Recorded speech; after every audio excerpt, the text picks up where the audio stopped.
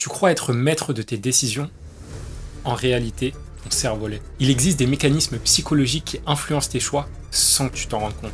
Mais dès que tu les identifies, tu peux les utiliser à ton avantage pour atteindre tous tes objectifs. Tu t'attends peut-être à ce que je te parle du biais d'halo, du biais d'ancrage ou bien du biais de confirmation.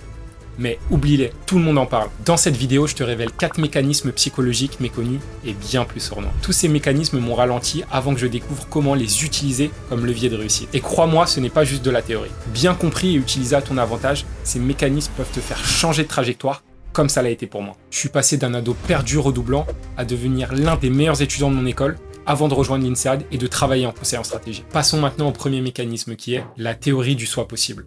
Ton cerveau agit comme un GPS. Il choisit un itinéraire en fonction de la personne que tu souhaites devenir ou éviter à tout prix. Selon cette théorie, il y a 3 soi. Le soi espéré, c'est celui que tu veux devenir. Puis le soi attendu, c'est celui que tu penses devenir. Et le soi redouté, c'est celui que tu veux éviter à tout prix. C'est exactement ce qu'ont fait 2 professeurs américaines avec des étudiants. Résultat, ceux qui voyaient clairement la personne qu'ils voulaient devenir, ils agissaient déjà comme cette personne. Plus motivé, plus engagé, plus résilient. La science est formelle. Quand tu définis précisément ton futur, ton cerveau filtre les informations, repère les opportunités et oriente tes décisions en fonction de cette vision. Ce n'est pas juste de la pensée positive. C'est un câblage cérébral. Le vrai problème, c'est que la majorité des gens ignorent que leur cerveau fonctionne ainsi. Mais ne t'inquiète pas, d'ici la fin de cette vidéo, tu sauras toi aussi utiliser tous ces mécanismes à ton avantage. Tu sais, il y a quelques années, j'ai commencé à faire quelque chose qui m'a fait complètement changer de trajectoire. Peu de temps après mon redoublement, j'ai pris une feuille et j'ai listé tous les objectifs pour l'année à venir. Financiers, personnels, professionnels et académiques. Et c'était la première fois que je prenais le temps de clarifier ce que je voulais vraiment. Et sans m'en rendre compte, c'est devenu le GPS de toutes mes décisions. Chaque action que je prenais me rapprochait un petit peu plus de chaque objectif que je m'étais fixé. Par exemple, j'avais écrit acheter une nouvelle télévision à mes parents parce que ça faisait plus de 15 ans qu'on avait la même télévision. Je l'ai fait. Puis obtenir pour la première fois la mention assez bien en licence et j'ai réussi. Et travailler chez Nike, qui était ma marque de cœur depuis tout petit, et j'ai réussi à décrocher un job sur le Nike des Champs-Élysées qui est le plus grand Nike d'Europe. Avec du recul, je réalise maintenant que le fait d'avoir fixé ces objectifs a été le point de départ pour tout le reste. Passons maintenant au mécanisme suivant qui est l'effet Pygmalion. Et si une simple croyance pouvait libérer ton plein potentiel? C'est ça l'effet Pygmalion. Son nom vient d'une légende grecque où un sculpteur tombe amoureux de sa statue au point où elle prend vie. En 1968, 2 chercheurs, Rosenthal et Jacobson, ont mené une expérience surprenante. Ils ont convaincu des enseignants que certains de leurs élèves étaient surdoués grâce à un stratagème ingénieux et notamment des faux tests de QI. Et devine quoi, après ça, ces élèves dits surdoués ont amélioré leur performance scolaire.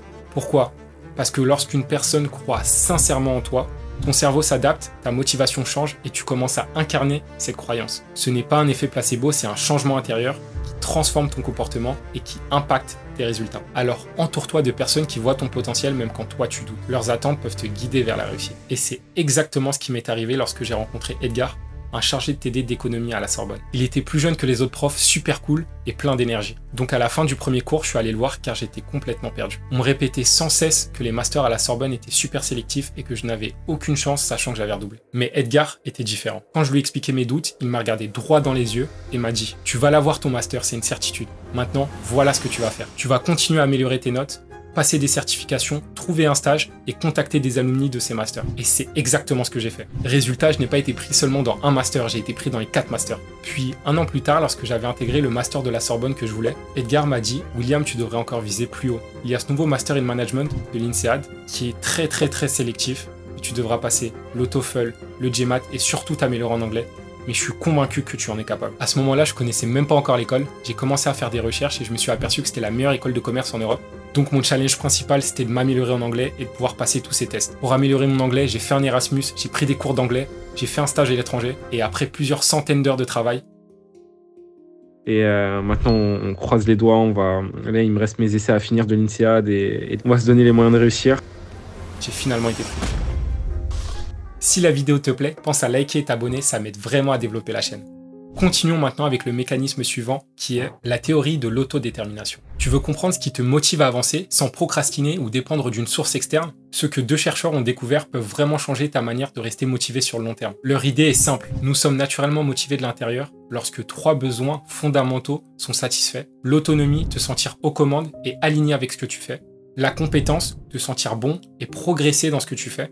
Et la connexion, te sentir relié aux autres de façon authentique. Leur recherche montre que dans un environnement qui respecte ces 3 conditions, que ce soit au travail, à l'école ou bien même dans ta vie personnelle, les gens sont plus motivés, plus performant et surtout plus heureux. Mais quand un de ces besoins est manquant durablement, la motivation tend à baisser, même avec des récompenses ou des pressions. Et ce point est crucial pour ta mission de vie. Si ce que tu poursuis ne nourrit pas ton besoin d'autonomie, de compétence ou de connexion, tu risques de perdre l'envie, de te forcer, puis de lâcher prise. Et c'est exactement ce que je te montre dans ma vidéo « Comment trouver sa mission de vie ». Si tu ne l'as pas encore vue, je te conseille vraiment de la regarder juste après, tu retrouveras le lien en description. À titre personnel, j'ai vraiment ressenti cet avant-après. Il y a quelques mois, je travaillais en conseil et je faisais des journées de 10 à 12 heures et quand je rentrais, j'étais vraiment lessivé. Je n'avais qu'une envie, c'était de dormir. Je comprends maintenant pourquoi. Je manquais d'autonomie, je n'avais pas de connexion authentique avec les gens et même si je faisais bien mon travail, j'avais pas cette envie profonde de développer mes compétences et de progresser. Mais aujourd'hui, c'est totalement différent. Pour ce projet, je travaille parfois 16 heures par jour, mais je suis absorbé par ce que je fais et je vois pas le temps passer. Je suis autonome dans mon travail et surtout, je me sens utile. Passons au dernier mécanisme qui est l'effet d'amorçage.